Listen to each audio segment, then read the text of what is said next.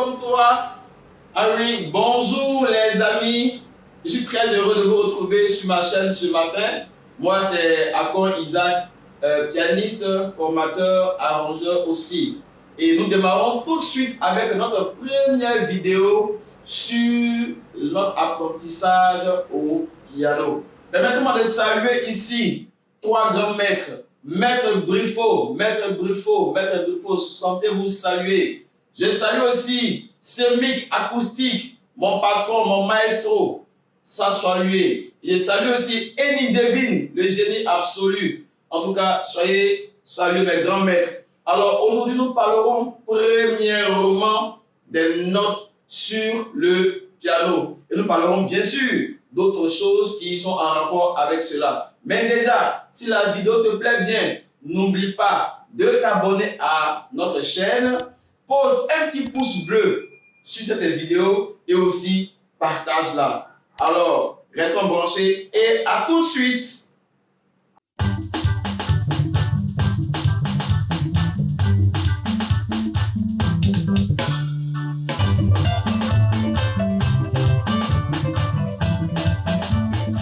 Alors, comme nous l'avons dit, nous passons tout de suite à la présentation générale. Nous nous intéresserons premièrement à la première partie que nous appellerons ici clavier, comme le clavier d'un ordinateur, d'accord? Alors, tout de suite, je vous invite à observer très bien ce clavier.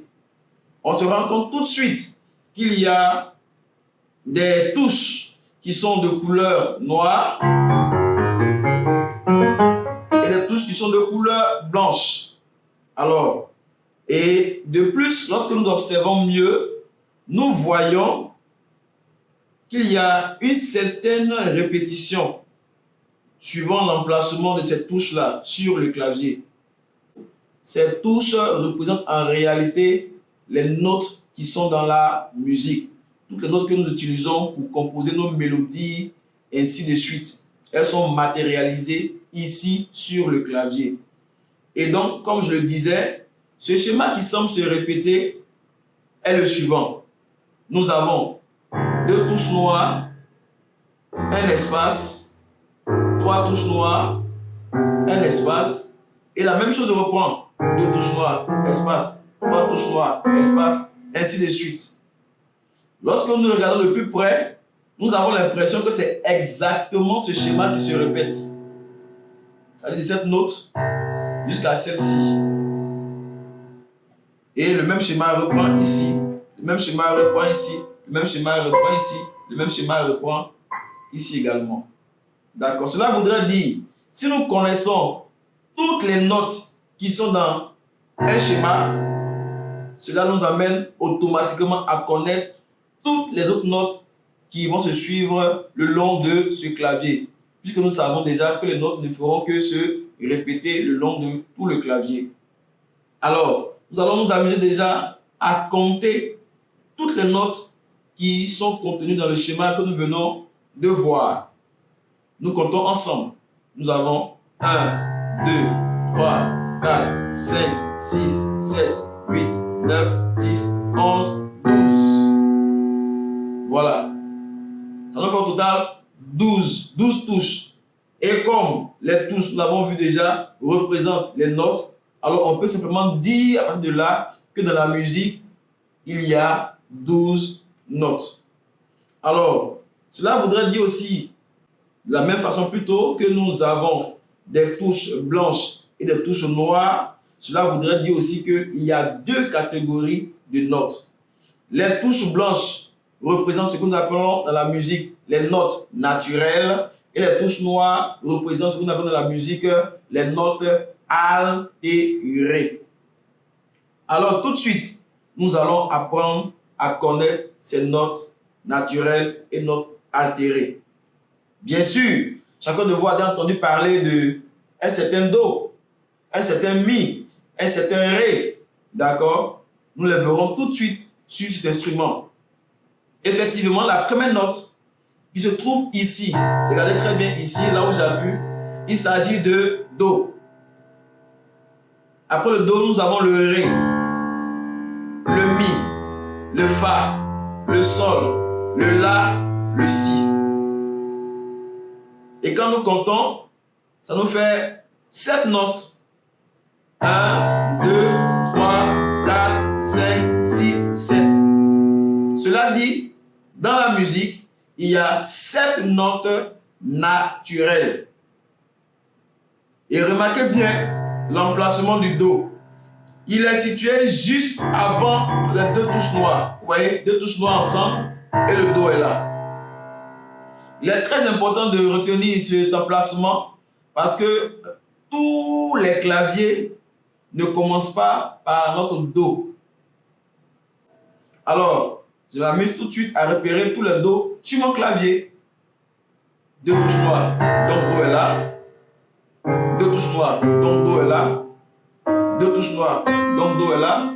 2 touches noires, donc Do est là. 2 touches noires, donc Do est là.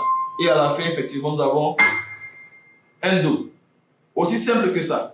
Alors, si tu as vu le Do, c'est que tu as aussi vu le Ré, le Mi, le Fa, le Sol, le La et le Si. Et les mêmes choses ne font que se répéter tout le long de notre clavier. La seule différence est que plus tu pars vers la droite, le son devient ascendant, donc le son devient plus aigu. Et plus tu viens vers la gauche, le son devient descendant, donc le son devient plus grave. La preuve, ce Do, il est grave. Ce Do, il est moins grave.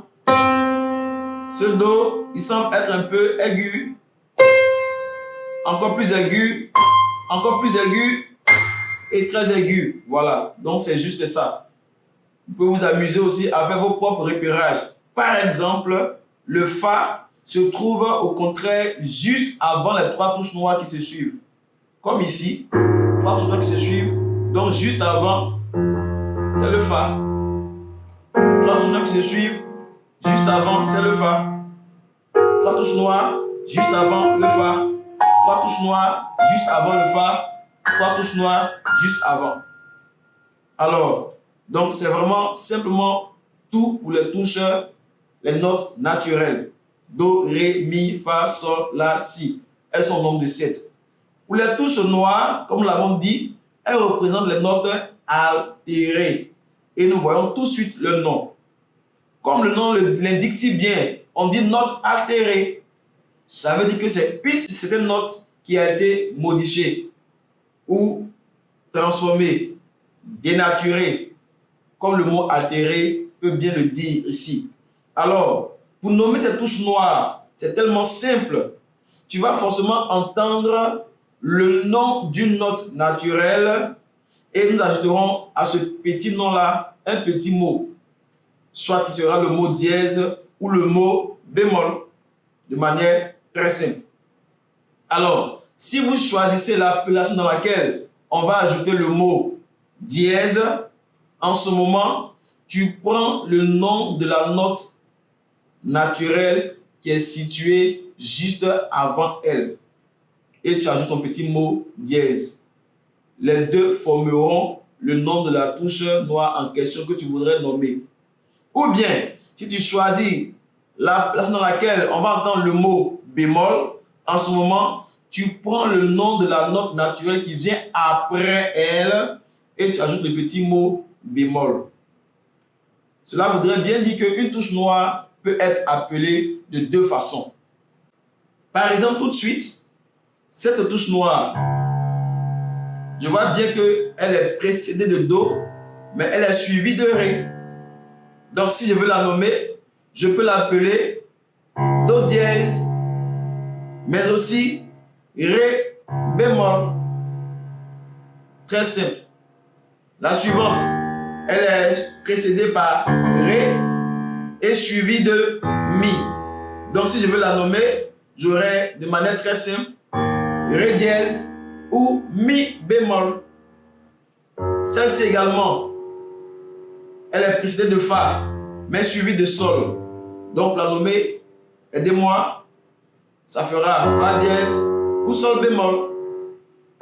Ici, nous aurons alors le Sol dièse ou La bémol, parce qu'elle est précédée de Sol et suivie de La. Et la dernière, nous aurons La dièse ou Si bémol.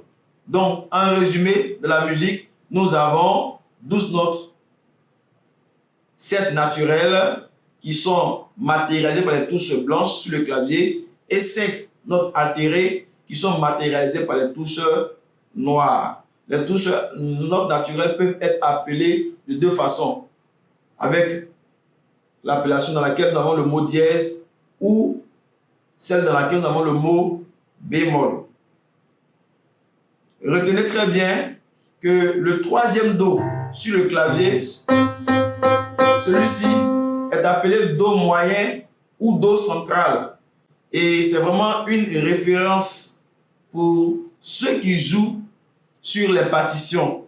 En réalité, c'est ce Do qui permet de départager les deux mains. Les deux mains. La main gauche occupera tout ce rayon, la main droite occupera tout ce rayon. Vraiment, pour ceux qui jouent avec les partitions, comme je le disais tantôt, les chorales et autres, vraiment, cela est beaucoup respecté. Mais évidemment, dans le style accompagnement et autres, parfois, c'est des choses que nous ne suivons pas. Parce que ça n'a pas vraiment trop d'importance là.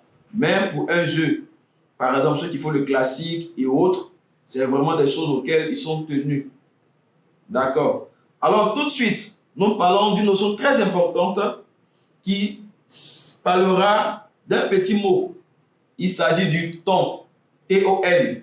Au passage, je salue tous mes confrères ivoiriens, ces frères de la Côte d'Ivoire qui aiment très bien le poisson thon.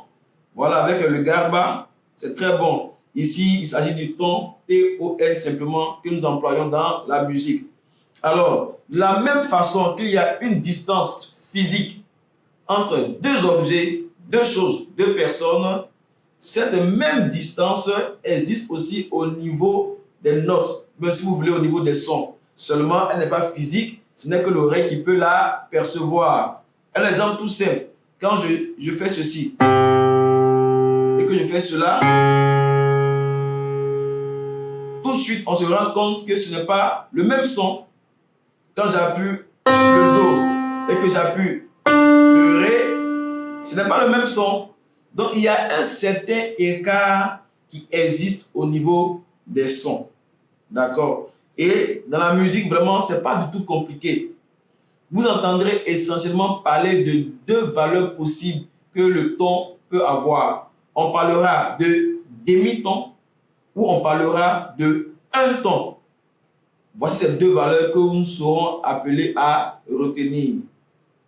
Et de manière très simple, retenez simplement que la distance qui existe entre deux touches voisines du clavier ne vaut simplement que demi-ton.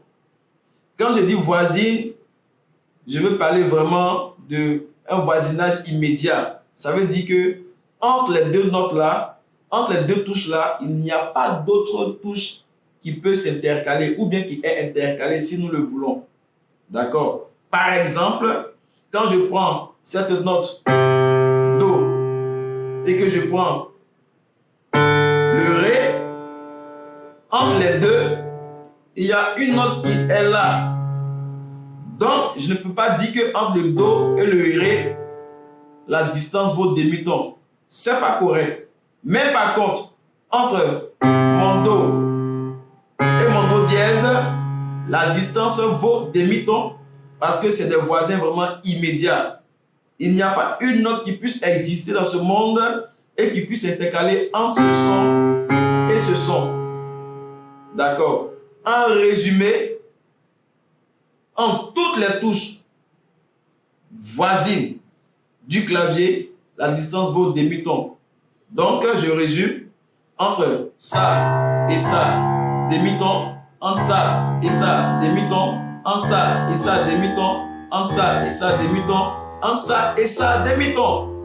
Attention, parfois nous avons dans l'esprit de penser que le demi-ton est entre une affaire de touche blanche et touche noire. Non. Nous disons toutes notes, deux notes qui sont des voisins immédiats, permettez-moi le mot, voisin immédiat, la distance va valoir demi-ton. Donc, entre cette touche, le Mi et le Fa, comme il n'y a pas autre note qui existe, il n'y a pas autre son qui puisse intercaler entre les deux sons, alors la distance vaut demi-ton. Donc je continue entre mi et le fa, demi-ton, la et la, demi-ton, la et la, demi-ton, la et la, demi-ton, la et la, demi-ton, la et la, demi-ton, la et la, demi-ton, demi-ton, demi-ton, demi-ton, demi-ton, demi-ton, demi-ton, demi-ton, demi-ton, demi-ton, ainsi de suite. Donc vraiment, c'est la chose qu'il faut retenir vraiment ici. Alors, un petit calcul. Alors, si je posais la question entre mon do et mon ré, la distance vaut combien? Mais on dirait simplement que la distance vaut un ton, puisque entre mon do et le do dièse, j'ai un demi-ton, et entre le do dièse et le ré lui-même, j'ai aussi un demi-ton. Donc, la somme de ces deux demi-tons me donnera un ton. Voilà. Donc, c'est des petits calculs comme ça que nous serons amenés à faire dans la suite des cours qui vont suivre. Si je prends par exemple, je pose la question entre cette touche, le mi et mon fa dièse, la distance fera plutôt un ton, puisque de là à là, j'ai des mi, et de là à là, j'ai encore des mi. Donc, j'ai mes un ton. Donc, de manière simple, retenez ceci. Entre deux touches ou deux sons qui sont voisins, et je précise voisins immédiats si vous le voulez, la distance vaut demi-ton. Alors, vous comprendrez simplement à travers ce qui vient d'être vu que les dièses que nous avons ajoutés et les bémols que nous avons aussi ajoutés dans les noms des notes naturelles sont appelés dans la musique les altérations. Et le dièse voudrait dire simplement qu'on a ajouté un demi-ton à une note, ou bien qu'on a augmenté une note de demi-ton. La preuve est tellement simple. Cette touche noire est située à demi-ton de celle-ci et aussi de celle-ci. Donc, on l'appelle do dièse. Autrement dit, on l'appelle do augmenté de demi-ton. Mais comme on peut l'appeler ré bémol, autrement dit, ré qu'on a réduit, ré qu'on a diminué de demi-ton. Donc, chers apprenants, retenons simplement que dans la musique, il y a 12 notes. 7 notes naturelles et 5 notes altérées. Merci d'avoir suivi cette vidéo et à très bientôt pour d'autres vidéos où nous attaquerons avec les notions de gamme et ainsi de suite. Merci.